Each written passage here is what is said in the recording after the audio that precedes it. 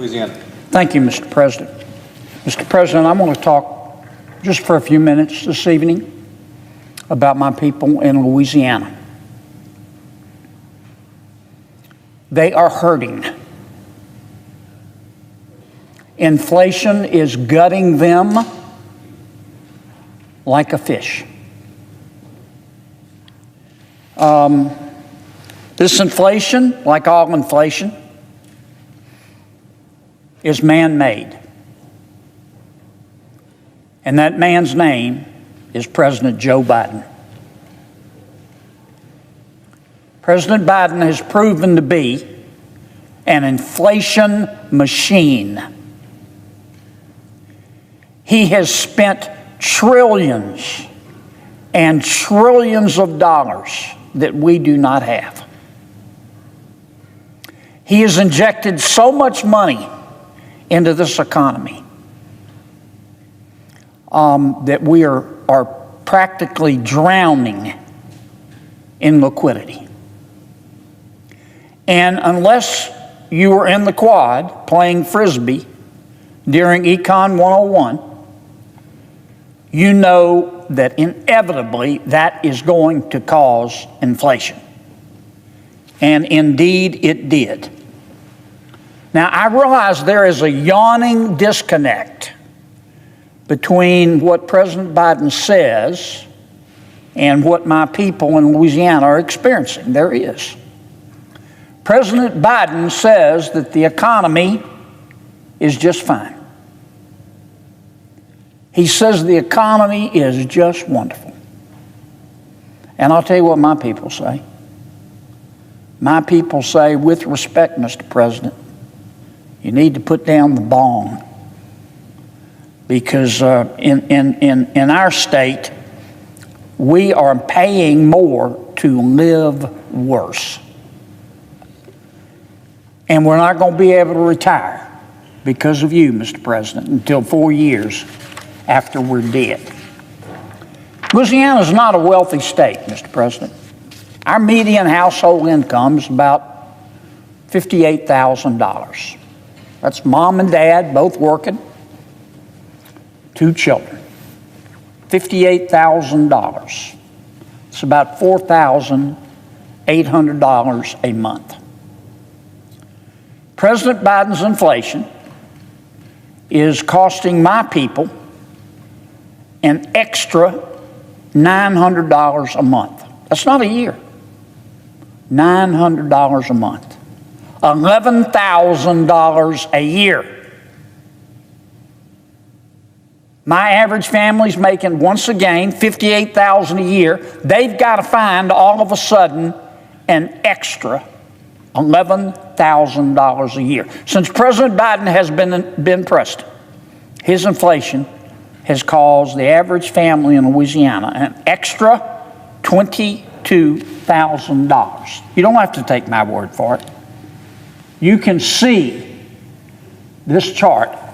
You don't have to be a senior at Caltech to see that the direction is up. And these extra costs were caused by inflation. The prices of consumer goods in my state, on average, are up 20% since President Biden took office. Some are up a lot more. Some are up a little less. But the average is 20%. Credit card debt is up 46%. The average credit card balance in Louisiana is now $5,800. When you're making $58,000 a year for a family of 4, $5,800 is a lot. Delinquent credit card debt is up 11%, the highest in 12 years. We have had a record number of people who have had to take early withdrawals from their retirement accounts, Mr. President. The average electricity bill in Louisiana is up 28% since President Biden took office. Gasoline in Louisiana up 53%. Eggs, 69%. Bread, 28%. Coffee, 28%. Rice, 29%. Flour, 30%. Milk, 15%. Ice cream, 22%. Chicken per pound, 27%. If you're a mom and dad, and you're both working, and you have maybe 2 car notes, certainly 1 car note, and a mortgage, and 2 children, how can you afford this? You can't. When you group these necessities that I'm just talked about by category, what you see is that on average, for my people in Louisiana, again, we're not a wealthy state, food is up 21% on average. Housing is up 290%. Clothing is up 11%. Used cars and trucks are up 21%. New cars and trucks are up 19%. And mortgage rates are up a breathtaking 156%. Now, President Biden has said, truthfully, and I agree with him on this, and I'm very happy that it happened, that inflation is coming down, and it is. But let me tell you the difference between inflation and prices. When inflation starts to go down, we call that disinflation. That doesn't mean prices are falling. That just means that prices are going up less quickly. At one point, we were experiencing 9% inflation. Prices were going up an average of 9% a year. Now it's somewhere in the 2 to 3.5% range. That means that prices are only going up 2 to 3% a year. Again, that doesn't mean prices are falling. That just means they're going up less quickly. That's a long-winded way of saying that disinflation, which I just described, is very different from deflation. Deflation is when prices fall. And these prices, the president leaves this part out. These prices, I'm sad to say, are permanent. They may not go up anymore if we can get inflation down to roughly 1 to 2%. But the higher prices are still permanent. And don't take my word for it. I can refer you to the testimony of both Treasury Secretary Janet Yellen and Federal Reserve Chairman Jay Powell, who both testified in the banking committee on which I sit. These prices are permanent. Mr. President, my people are really getting good. They're really getting good at barely getting by. And it hurts. It hurts deeply. President Biden's inflation in my state is a cancer on the American dream. And it didn't have to be this way. We tried to tell him. We tried to tell him that if not only we, when I say many of my Republican colleagues, many of my Democratic friends did as well. Jason Furman, economic advisor to President Obama. I remember clearly, Dr. Furman, now at Harvard, said, with all due respect, Mr. President, you spend this kind of money, you're going to have inflation, and we did. And the worst part of this is that President Biden has no plan to get it down. None.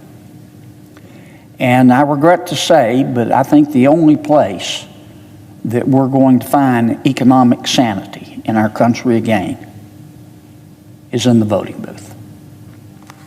Thank you, Mr. President. I suggest the absence of a quorum. The clerk will call the roll. Ms. Baldwin.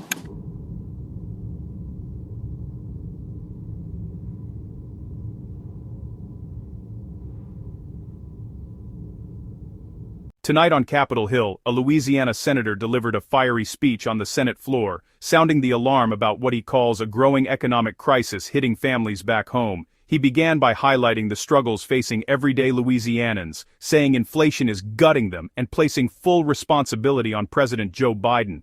According to the senator, the administration's spending policies have injected trillions of dollars into the economy, money he argues the country simply does not have.